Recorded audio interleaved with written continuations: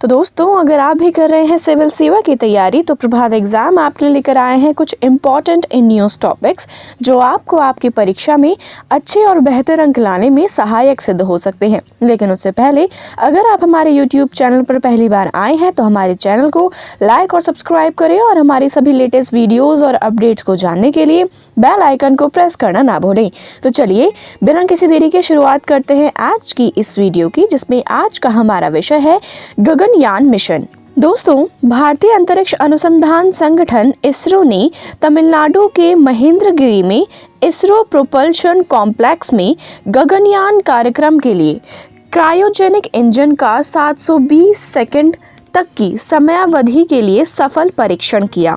इस सफल परीक्षण के बाद इसरो ने बयान जारी कर कहा कि इंजन के प्रदर्शन का परीक्षण अपने उद्देश्यों को पूरा करता है और परीक्षण की पूरी अवधि के दौरान इंजन के पैरामीटर लगाए गए अनुमानों के लगभग अनुरूप रहे। क्रायोजेनिक इंजन के सफल परीक्षण का महत्व। लंबी अवधि का यह सफल परीक्षण मानव सहित अंतरिक्ष कार्यक्रम गगनयान के लिए एक मील का पत्थर है।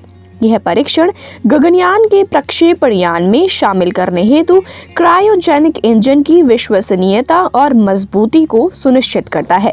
ध्यातव्य है कि गगनयान कार्यक्रम की औपचारिक घोषणा प्रधानमंत्री नरेंद्र मोदी ने 15 अगस्त 2018 को अपने स्वतंत्रता दिवस के संबोधन के दौरान की थी। इसरो का लक्ष्य भारत की स्वतंत्रता की 75वीं वर्षगांठ के पहले 15 अगस्त 2022 तक अपने पहले मानव सहित अंतरिक्ष मिशन गगनयान को लॉन्च करना था, लेकिन कोविड-19 की विपरीत अभूतपूर्व स्थितियों के कारण यह समय पर पूरा नहीं हो सका।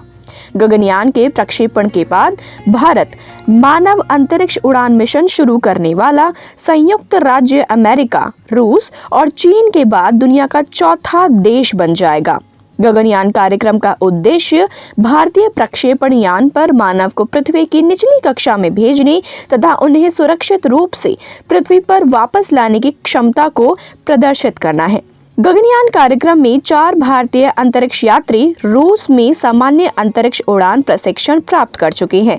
इस महत्वपूर्ण मिशन के लिए इसरो के heavy lift launcher GSLV Mk3 का चुनाव किया गया है। भारत के लिए मानव सहित अंतरिक्ष मिशन का महत्व। गगनयान मिशन में प्रयुक्त लगभग 60% उपकरणों को भारतीय निजी क्षेत्र द्वारा निर्मित किया जाएगा। इस कदम से भारतीय उद्योगों को प्रोत्साहन मिलेगा तथा अत्यधिक मांग वाले अंतरिक्ष अभियानों में भागीदारी के माध्यम से भारतीय उद्योग क्षेत्र को बड़े अवसर प्राप्त होंगे। इसरो प्रमुख के अनुसार गगनयान मिशन करीब 15,000 नए रोजगार के अवसर सृजित करेगा। उनमें से 13,000 रोजगार निजी उद्योग में होंगे।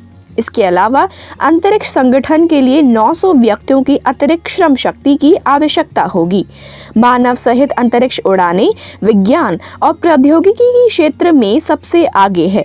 मानव सहित अंतरिक्ष उड़ानों से मिलने वाली चुनौतियां और इन मिशनों को स्वीकार करने से भारत को काफी लाभ होगा और भारत में तकनीकी विकास के लिए बढ़ावा मिलेगा।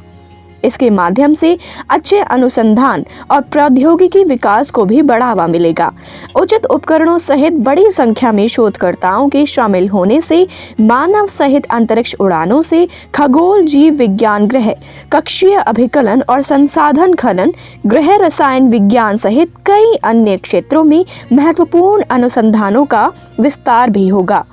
मानव सहित अंतरिक्ष उड़ान राष्ट्रीय स्तर पर सामान्य लोगों के साथ साथ युवाओं को प्रेरणा प्रदान करने का काम भी करेगी।